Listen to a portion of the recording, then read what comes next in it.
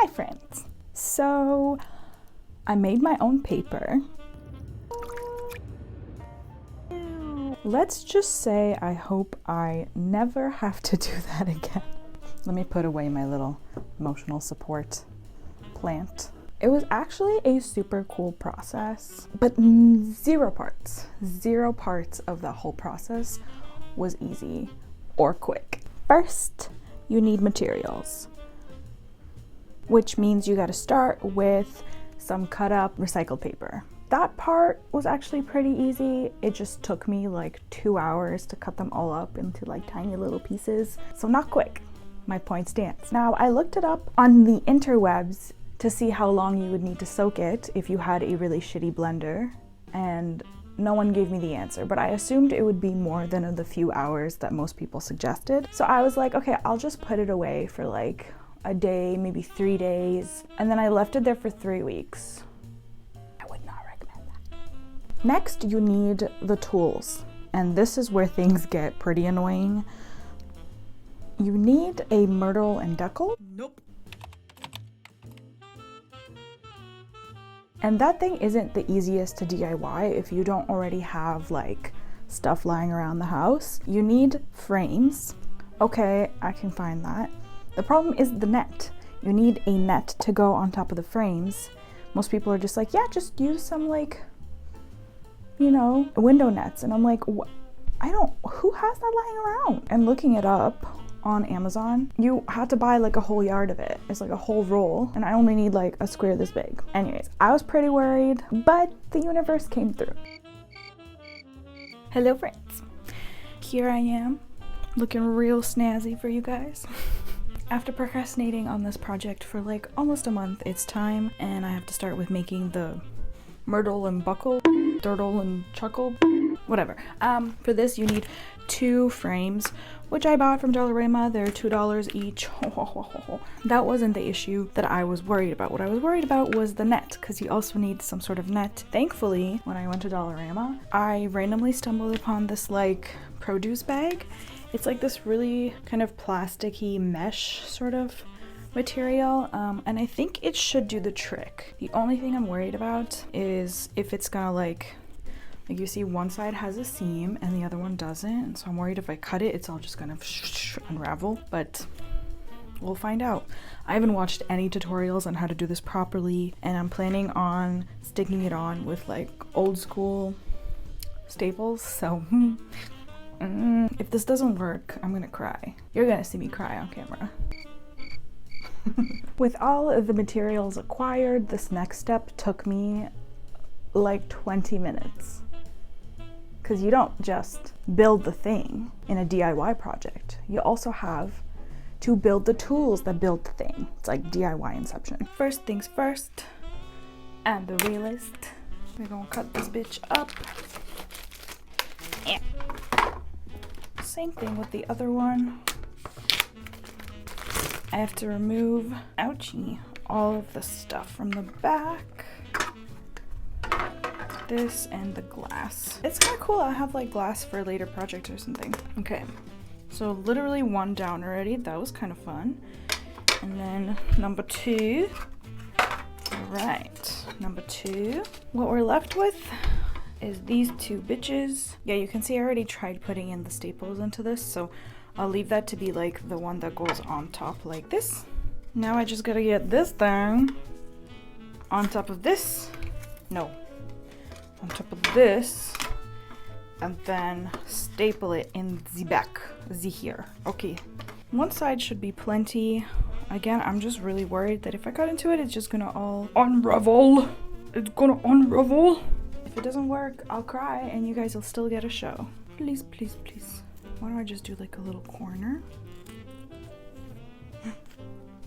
It's not unraveling. I guess it needs to still be really gentle with it though.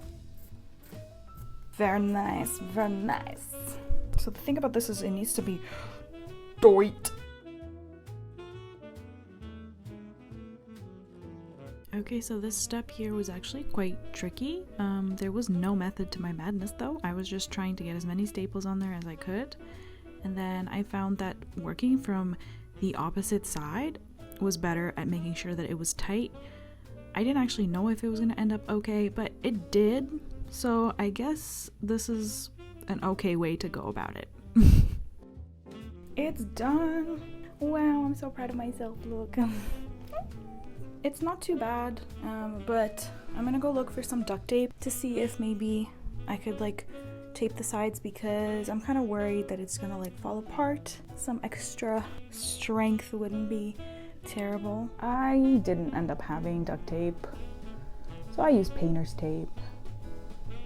Do not use painter's tape. Now, just building the bedurtle and shekel took me out, but I couldn't stop there. So I grabbed all my gear and I set up outside and I put a little bed sheet over the table, and that was it. No, it wasn't. I wish that was it. It was only just beginning. For the project, you actually need a good amount of water. So I grabbed the biggest plastic tub that I could find in the house that was free, and I filled it up with some water. And then I remembered that I needed some pulp for the water, because you put the pulp in the water. And that's how this whole thing works, you know? Now, I mentioned this earlier and in my vlog, but the whole thing, I left it out for like 3 weeks to soak and evaporated some really nasty stuff out of it. I can't quite explain what it was. It was like little white particles that were quite chalky, and the whole thing smelled like egg. You know when you like boil some eggs and then you leave them out and the whole room just smells a little funky? Smelled a little like doo-doo, like spicy toots. Oh god, I'm forgetting to blink. But since those were the consequences of my own actions, I chose to ignore them and persevered.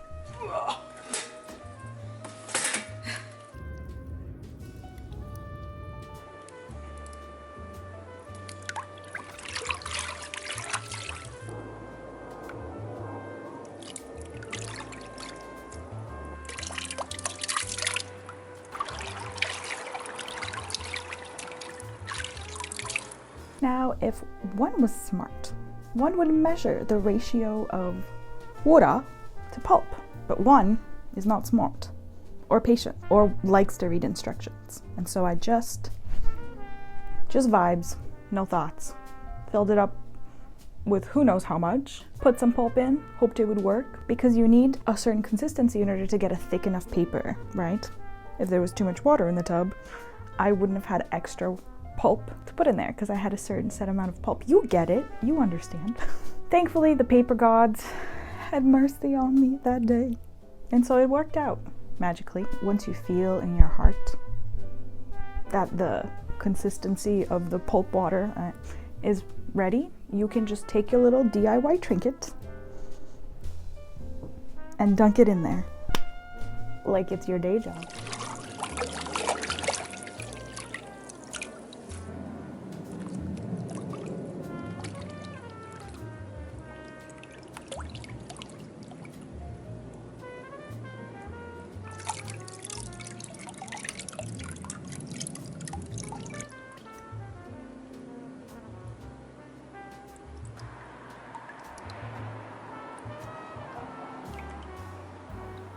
And then you remove the empty frame from the top, and what should be there is a perfectly shaped rectangular piece of wet paper that smells like eggs. And next you just slap it on the table. Bang, bang.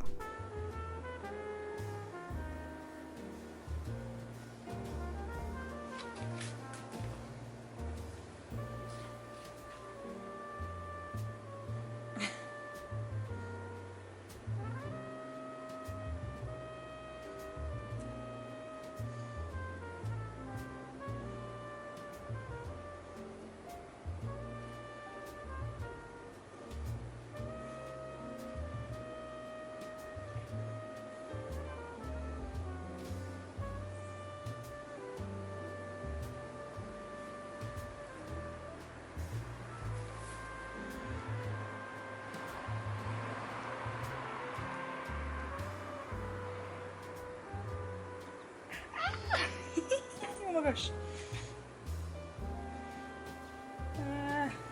There's an air bubble. Since the paper gods were apparently happy that day, my first view turned out pretty good. But then the general manager showed up to ruin everyone's day. Oh no, guess who showed up? Oh no! Oh no, I have a bad feeling. No. Hi, lovely. Let's not climb on the table, okay? Okay, no, don't step on it. Baby. You know. Ew, it's dirty. Johnny. Baby. I can't believe you've done this. Bosses, am I right? The lifting process turned out to be the most difficult part. I was kind of lifting it up slowly and there would be air pockets and little ruffles on the side. It was driving me crazy. And only when I was like 80% through that whole thing did I realize that you just plop it. Speed of light type of shit, you know. Bam, bam, bam.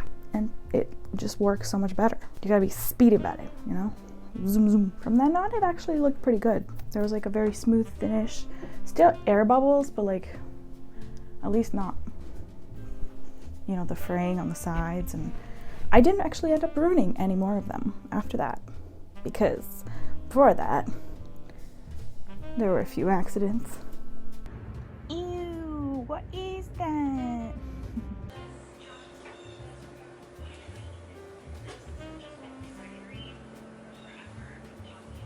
Nope.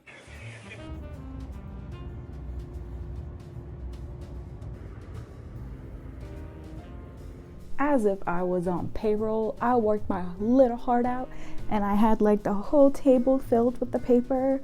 I made so many sheets, but I didn't count them, but there was a lot and it was a workout. It was a workout because you gotta sponge that shit. You gotta sponge it and you gotta on the side and you're standing the whole time and you're like, my back hurt, my ass hurt, my coochie hurt. I'm just kidding. My coochie was fine. It was also really cold out that day. Not that cold, but like it was like 14 degrees out. It would have been fine if the water wasn't ice cold and I wasn't actively losing daylight. I was kind of like in a race with myself, trying to get the goods produced, you know.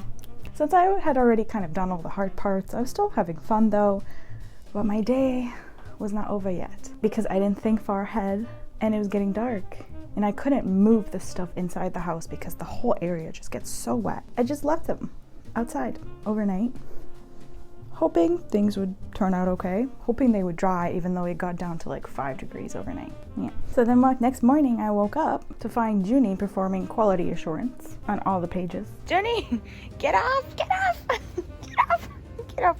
No, do not put your butt. And they still weren't dry. They were not dry though. So I had to leave them there for quite a while longer. I waited as much as I could.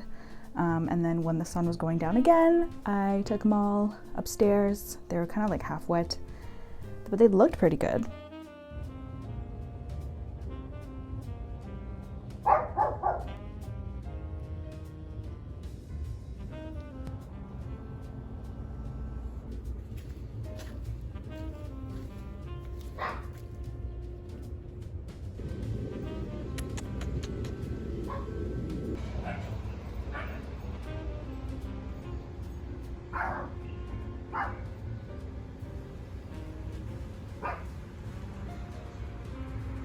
Do you like it, baby?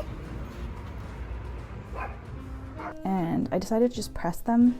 I have like this thing of marble and hope for the best. That was the wrong choice though, because they're still wet and I put something on top of them. So they just stayed wet for days. But if there's one thing that I am, is I am a stubborn bitch. So I was like, okay, I'm not gonna give up. It's you who's gonna have to get moldy first. But they didn't. And they look so good now. Hold on.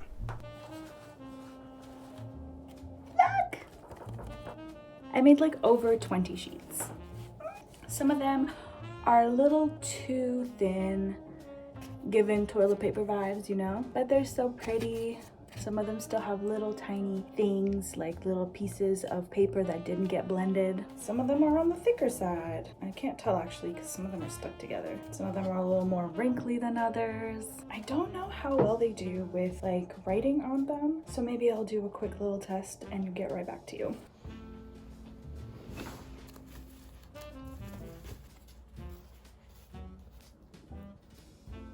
All right, my very quick test is concluded. Markers and pens did okay. These are water-based markers. I didn't even try the alcohol ones because I knew that would be a disaster. Definitely bleed through in the back from them, but that's okay. Then we got watercolors, which I knew would do poorly, but it's pretty bad. It definitely turns into like a toilet paper sort of vibe. Washed it a little bit better, which of course it would, but it's still bled through like way too much to comfortably use. And then I also tried pencils, and the paper is just a tad bit too thick and soft to like fully be able to use them, but you can still. Like if you were determined, you could use whatever you wanted on this paper. Still is pretty. I'm so proud of myself. Look, I made this. I'll be sure to use this in like a scrapbook. But yeah, I'm really curious to see how they would do with like ink. I did put an order for drying ink, so that is on its way.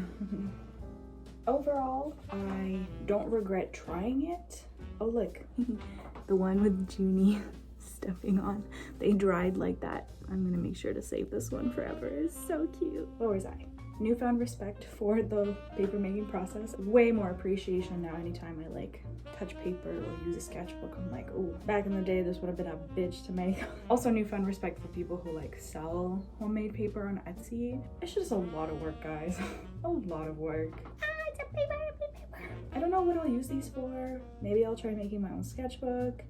Maybe I'll just experiment to see if I can like make my own little homemade print. It's so pretty. I hope you guys enjoyed the video. I suffered a lot for it. Lots of sweat, lots of editing, lots of footage, lots of camera batteries dying. So I appreciate it if you watched and made it all the way here. Give this video a like if you want to feed the algorithm goals. And I'll see you guys next week. Bye!